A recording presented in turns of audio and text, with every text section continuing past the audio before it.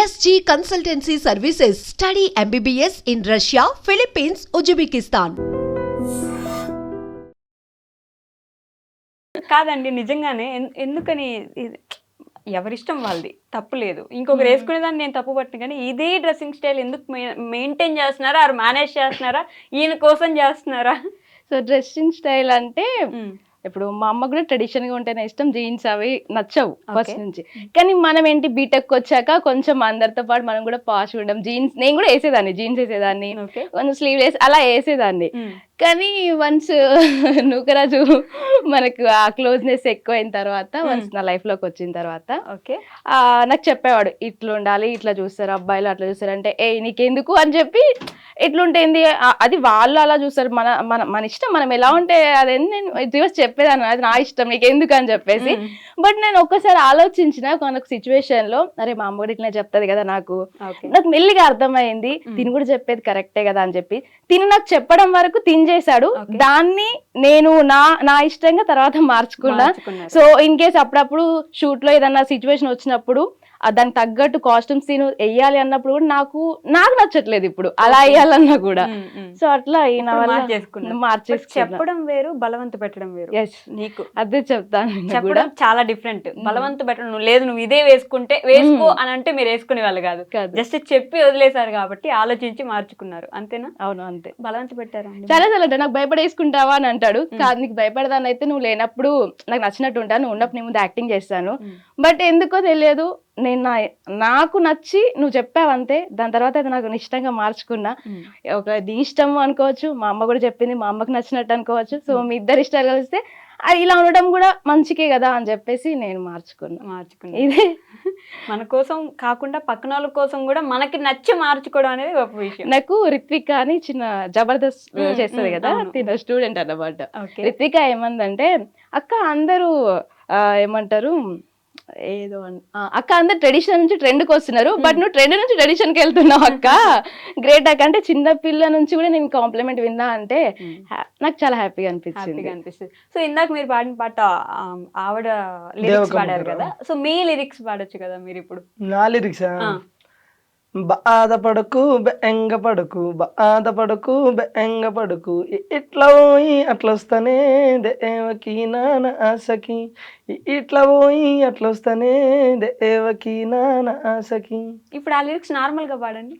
బాధపడకు బెంగపడకు, బాధపడకు బెంగపడకు, ఇట్లా పోయి నేను అట్లా వస్తానే దేవకి నానాసకి. అది ఓకే. ఇప్పుడు చూడండి ఎంత ఈజీగా అర్థం అవుతుందో. మీరు అర్థమవుతుంది, నేనేమంటానంటే అర్థం అవుతుంది, కానీ అందులో ఒక యూనిక్నెస్ ఉండాలి కదా.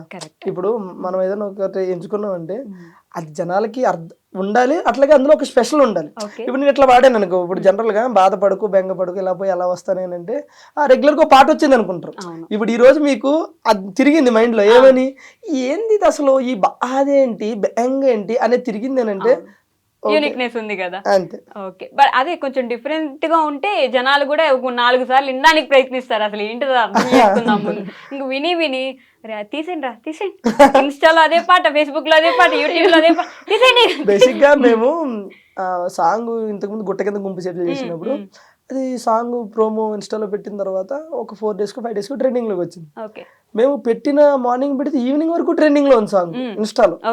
ఇదేంది ఇట్లా ట్రెండింగ్ లో ఉంది అని చేసి తర్వాత ఇంకోటి మా 2 ఆడియోలు 3 ఆడియోలు ట్రెండింగ్ లో ఉన్నాయి. సెకండ్ డే తర్వాత చూస్తే మొత్తం 8 ఆడియోస్ ట్రెండింగ్ లో ఉన్నాయి. అంటే డిఫరెంట్ గా వేరే వాళ్ళు పెట్టుకుంటారు కదా, విలేజ్ ఫోక్ సాంగ్ సంథింగ్ అట్లా మొత్తం ఒక 8 ఆడియోస్ ట్రెండింగ్ ఉన్నాయి. అప్పుడు అనిపించింది ఓకే, జనాలకు కొంచెం ఏదైనా సరే డిఫరెంట్ గా ఉంటే నచ్చుతుంది.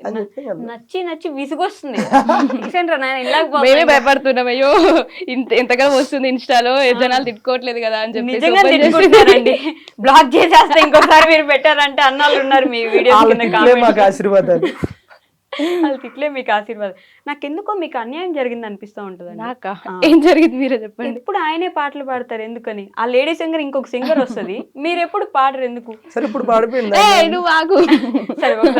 నేను అప్రయోగం చేయనండి, అంటే ఒక్కరు ఎప్పుడు అలా ఉండాలి మీరు ఫీల్ అవుతున్నారు కదా, పాడితే ఆడియన్స్ కి అన్యాయం జరుగుతుంది.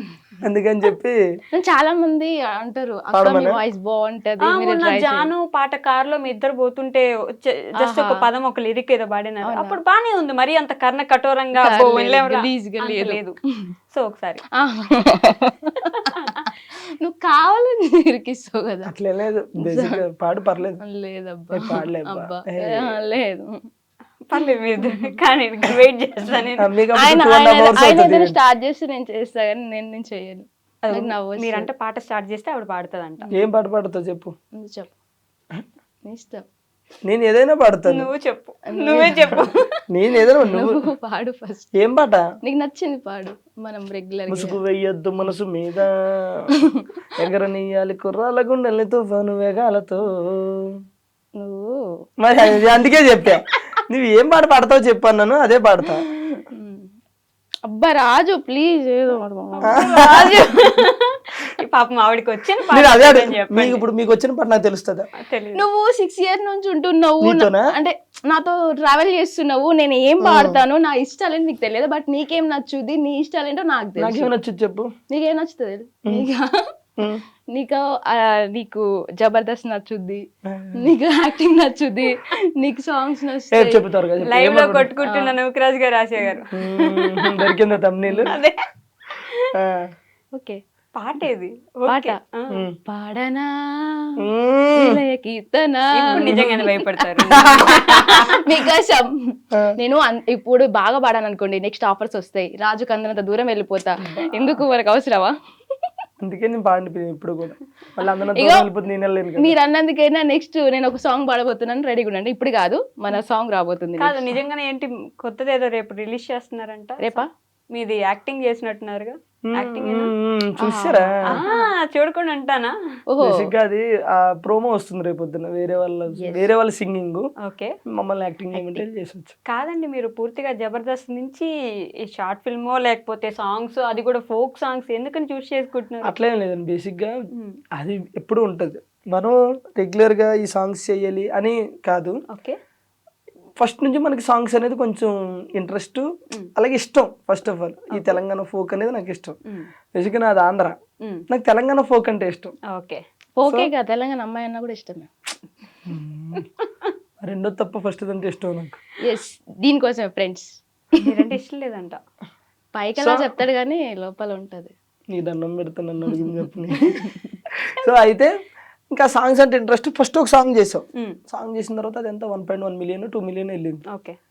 వెళ్ళిన తర్వాత ఓకే, మళ్ళీ మన వర్క్ మనం చేసుకుంటున్నాం. మళ్ళీ ఒక 6 months గ్యాప్ ఇచ్చి ఇంకో సాంగ్ చేసాం. అంటే మనం ఏదో ఒక ప్యాషన్తో చేస్తున్నాం కానీ ఏదో ఈ మొత్తం ఇటు కన్వర్ట్ అయ్యి లేకపోతే ఇందులోనే మనం ఏదో చేయాలన్నట్టు కాకుండా, నాకు ఇష్టం, నాకు ఎప్పుడు ఖాళీ ఉంటే అప్పుడు ఆ ఖాళీని చూసుకొని చేసుకుంటూ వెళ్తున్నాం. అంత స్పెసిఫిక్ గా దీనికోసం స్పెసిఫిక్ గా అంటే ఇష్టం, అవంటే ఇష్టం. కాకపోతే మనకు ఖాళీ ఉన్నప్పుడు అప్పుడప్పుడు ఒకటి అన్నట్టు. ఓకే. బట్ లిరిసిస్ట్ గా సింగర్ గా అలా మారిపోతూ ఉన్నట్టున్నారు. నేనే షాక్ అయినా, ఆయన బాధపడకు బెంగపడక లిరిక్స్ రాసినప్పుడు, అంటే ఫీమేల్ లిరిక్స్ మాత్రం దేవకమ్మ గారు రాసిరు, మేల్ లిరిక్స్ లేవు. ఓకే. ఈయన రాసిండు. నాకు అది అక్కడ మ్యూజిక్ కూడా దేవకమ్మవే అప్పుడు స్టైల్ ఉండే, ఫస్ట్ స్టైల్ అవి ఉంటే నేనేం చేశాను, వాటిని మళ్ళీ మన జనరేషన్ తగ్గట్టుగా మార్చడం. మేల్ లిరిక్స్ ఏమి లేవు. మేల్ లిరిక్స్ ఏమి లేకపోతే అమ్మాయి ఏంటి పరిస్థితి అని అడిగా.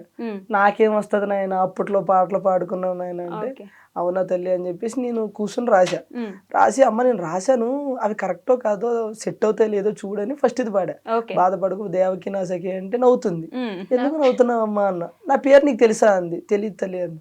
నా పేరు దేవకమ్మ, నువ్వు దేవకనే పెట్టావు అందులో. అయ్యో తెలియదమ్మా, ఏదో ఆటోమేటిక్గా రాశాను వచ్చానని చెప్పి.